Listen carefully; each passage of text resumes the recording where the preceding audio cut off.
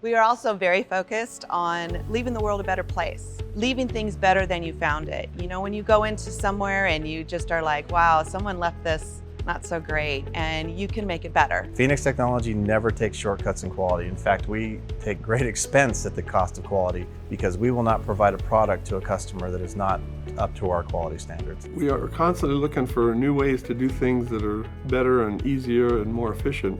The way we are involved in the community and our business community. Other businesses come tour us all the time. Making sure that we're using sustainable products and reusing materials when we can.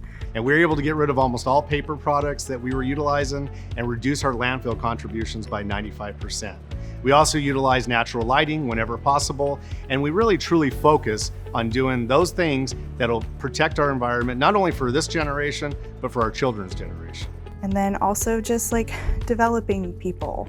I mean, I personally very shy.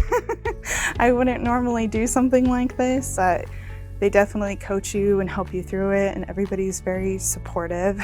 So I think that all contributes to making the world a better place. Phenix is really focused on continual development, not just of ourselves, but of others. So they allow the opportunity in that challenge to come in and be a better person ourselves, and while helping others to be better themselves.